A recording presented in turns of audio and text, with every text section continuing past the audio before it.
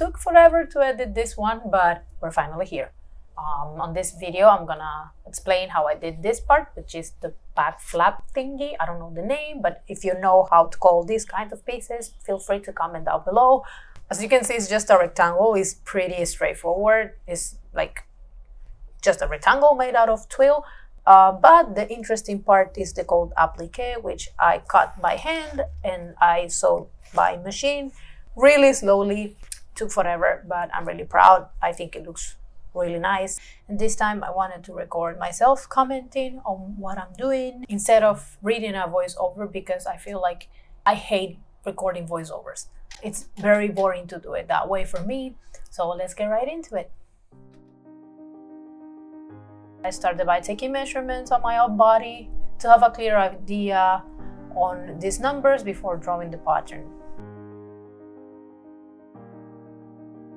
I don't have the footage of cutting the fabric, but again, it's just a rectangle. I used cotton twill. It's one of my favorite fabrics, so I'll probably use it in many other projects.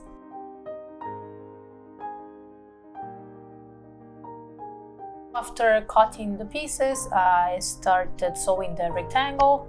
My approach was to sew a tube and then turn it inside out and then press it so that the seam is in the center back.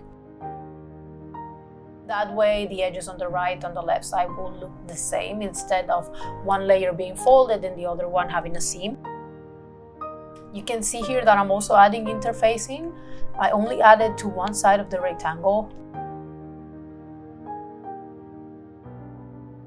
And here you can see my lovely wooden spoon in action. You may ask, Robin, why are you using a spoon? Well, I learned from many great seamstresses that wood tools are used in pressing to absorb moisture from fabric, and it does work. I do not have any specialized tools right now. I know the professional ones are called clappers, but for now I'm just using a spoon and it has been working really good. I also used water to create steam, usually with a spray bottle, as you can see. Really helps making everything neat. And you know, I'm just rambling here, giving you even more reasons why you cannot skip pressing. And the next step is stop stitching the edges of the flap. I'm using a zipper foot because it's easier to see the needle with this kind of presser foot. Lelouch was supervising my work and ordering me to do it, so I finished on time for the convention. Moving on to the next step, the gold vinyl, which is the only attractive part of this piece. For the design, I decided to ask my friend, who is an illustrator, to draw it for me digitally on Illustrator. I'm gonna leave the link of the pattern in the description if you want to use it.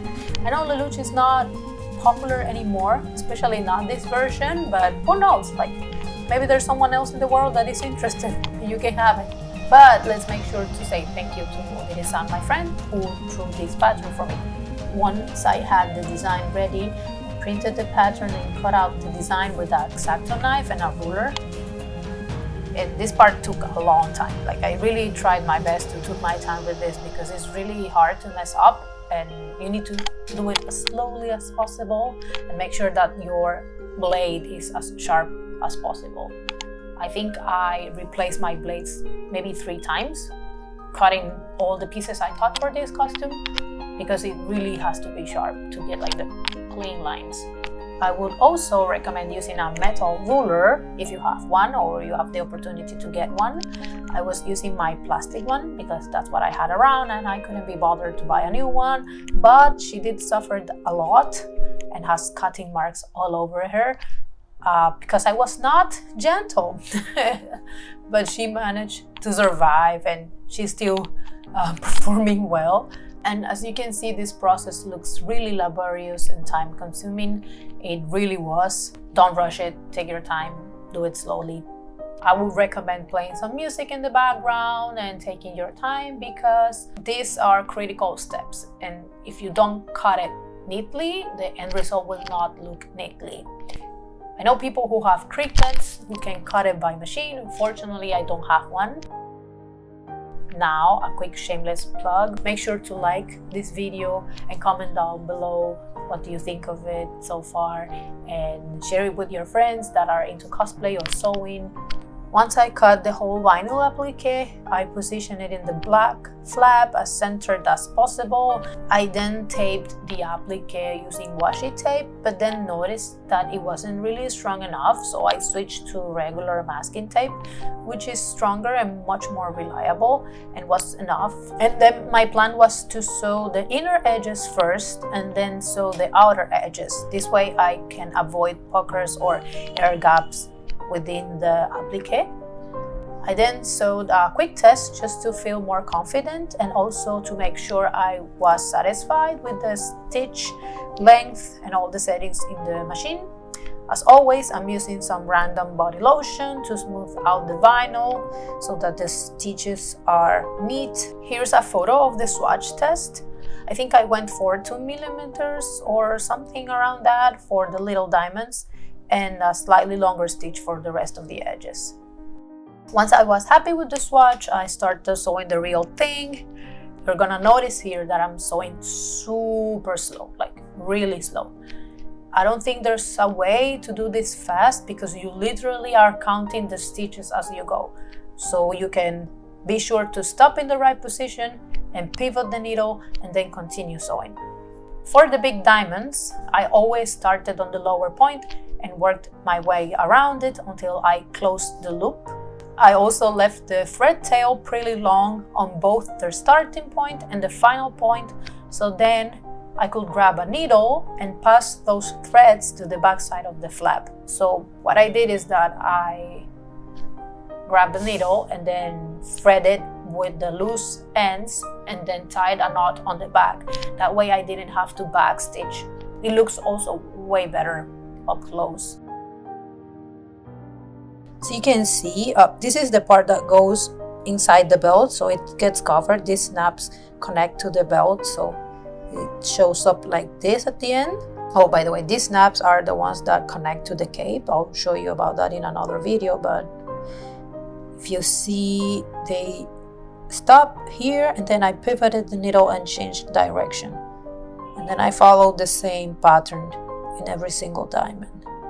There's no back stitch. So if you look at the back,